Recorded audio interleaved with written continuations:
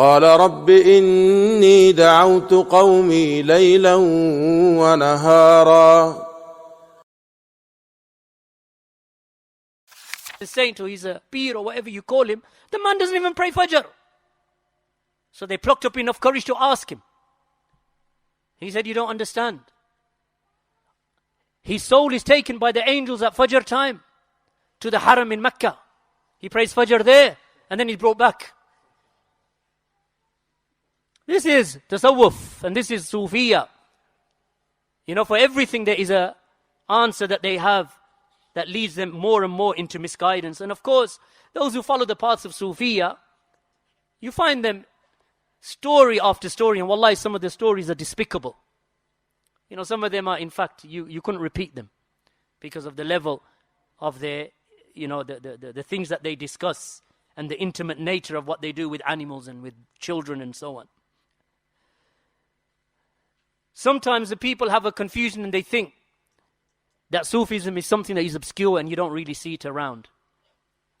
But actually, right in front, some of the biggest sects amongst the ranks of the Muslims in our times are people of Sufiyyah and Tassawuf, like the Deobandi. The Deobandi is a sect that was founded in the 1860s in a place called Deoband in India. From it came the offshoot Jamaat al-Tabligh in the 1920s at the hands of Muhammad Ilyas al-Kandahlawi. So this sect, the Deobandi sect, they are a sect of Sufiyyah. Because, of course, there are grades and shades of them. Some of them are ghullat al-Sufiyyah. That their level of shirk reaches such a level that they no longer remain in Islam. Others of them, they have Tassawuf. And it borders upon the affairs of kufr and shirk. But we withhold from making takfir of individuals from amongst them, but nevertheless, we clearly say that the action itself is an action of misguidance. So here's a fatwa from one of them. This is a fatwa number 4906, put to darulifta@deoband.com. So it is, and then they've got another, so question number 4906, fatwa number 663/609 and L1429, whatever that means, Allahu A'lam. But anyway, I'll give you the reference. So Darul Ifta, Darul Ulum, Deoband. So this is their headquarters. 20th of July 2008. Question. As-Salāmu alaykum. My wife wants to stay with a Hindu man to whom she loves. And it is a question of Iman and also a question of Izzat. Or honor, Izzah. I want to ask, is there any kind of dua or wadhifa to bring my wife back home without giving her to eat or to drink anything? Meaning that I can't get to her any food that would maybe put a potion upon her and bring her back. But is there any dua I can make or any wadhifa, any recitations or something that I can do to bring her back home and to keep her in control? So this is the answer of their scholars. And this is what I say about Tassawuf and their ibadah. He said after the Isha Salah, take 11 grains of black pepper and recite Ya Latif, Ya Wudud. Ya Latif, Ya Wudud 1,100 times. With durood 11 times. You know what durood is, right? Allahumma salli ala Muhammad wa ala ali Muhammad and so on. Recite that 11 times. Before and after, while thinking, I'm just reading as it is verbatim, while thinking your wife to love you. They're Indian, right? So the grammar is not correct. But anyway, while thinking your wife to love you. Having it done, blow on the black peppers and put them in burning fire and pray to Allah. Do this at least for 40 days. And Allah knows best. Darul Ifta, Darul Ulum, Deoband. This is, how many of those oppositions to those 6 points do you find just in this one answer? Another one. This is another Deobandi website called interislam.org. They tell a story of one of their saints. They said that some fuqara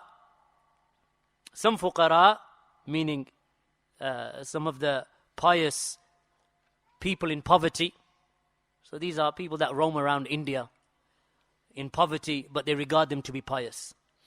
Some of the fuqara gave glad tidings of Hazrat becoming a great pious saint even before his birth. So the child is still not born. But they gave glad tidings that this Hazrat will come, that this noble, righteous, holy man, that he will come. And then he mentions, for instance, one majzoob, and they say that the majzoob is the one who is lost in divine meditation. So one majzoob, one person that came along who was lost in divine meditation by the name of Nangi Miya, of Nanga or Nange Miya. And he used to stay naked and walk around naked because his clothes, if he put them on, they would burn away. Right? He was so pious. So he used to walk around naked. So he used to come to Tadkeshwar from Bharuch. There must be 2 locations in India, Allahu A'lam. On one occasion, the saint's grandmother, who was inclined towards this majzoob, this naked man, this majzoob sahib, requested that he make dua to Allah, that Allah grants them a son.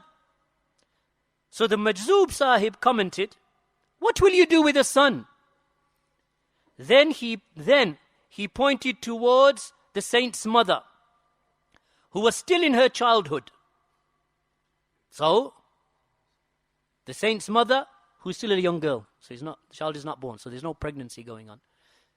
So, the saint's mother, she's still a baby. So he pointed towards her, and he said, "This girl will bear such a son, who will be a great and pious saint." Thereafter, he presented the household with a handkerchief and a ring, which he ordered to be given to that child. By chance, the local person at whose house the majzoob sahib, this naked, pious, poor person, was staying, that he found out about this favor. So out of jealousy and envy, he stole the handkerchief and the ring. So the Hazrat's grandmother went and informed the majzoob sahib, this naked man, this Nanga Pir, regarding the theft. On hearing this, the majzoob sahib commented, "Whoever has stolen these things, then his house will be destroyed." So he can foretell the future. Hence, thereafter, 3 sons of that person who stole the handkerchief and ring died. After realizing the outcome of the mistake, the person presented himself with the handkerchief and the ring and apologized to the majzoob, who in turn said, "There is no need for this now. I don't need the handkerchief and ring." What did Shaykh al-Fawzan say? That when you look at their books and their writings, and you compare them to the book and the sunnah, the teachings that they have in their writings, and the teachings of the book and the sunnah, there is no comparison between the two. There is a huge distance between the two. Look at the Quran and the sunnah and look at their meanderings. Look at the foolishness that they're writing. A naked saint. Why do you wear clothes? If I wear clothes, they burn off. Why do they burn off? Because I'm so pious. So will you grant us a son? Not to you, we'll grant it to that little girl over there. That little girl will have a son. Here's a handkerchief and ring. What's this? This is Islam? Or is this just some superstitious religion? That's why Ihsanillahi Zahir, rahimahullah, he said, that if you look at their writings, you find in it the monasticism of the Christians, the asceticism of the Yahud, of the Jews, and the ideas and the practices of the Brahmin Hindus, and the abstinence of the Buddhists. That's what you find in their religion. You see it combined just in these 2 fatwa, or these 2 writings. One was a fatwa, and one is a story. Wallahi, I looked into some of their writings about a few years ago. And wallahi, you don't know that you're reading about Islam. You could be reading a book from the Hindus, or from the Buddhists, or from the Christians. Where's the hadith of Allah's Messenger sallallahu alaihi wasallam? Where is the aqeedah? These are Deobandiyah masquerading as Ahlul Sunnah. When he asked him, what are you saying? We are Ahlul Sunnah. This is Ahlul Sunnah, ya ikhwan. This is Ahlul Sunnah. Get how many peppercorns? Don't try it, ikhwan. 11 grains of pepper. And recite Ya Latif, Ya Wadud 1100 times. And Durood 11 times. And think at the same time, thinking your wife to love you. Thinking your wife, whatever that means, thinking your wife to love you, or thinking that you want to love your wife, Allahu Alam. Then throw it in the burning fire and pray to Allah, Allahu Alam. Allah ya ikhwan, Alḥamdulillāh for Salafiyyah, for the blessings that He has bestowed upon you. So we ask Allah subhanahu wa ta'ala to be merciful with us and forgive us our shortcomings. And we are grateful to Allah and we praise Allah subhanahu wa ta'ala that He guided us to Islam. For indeed, look how many people that they are upon misguidance.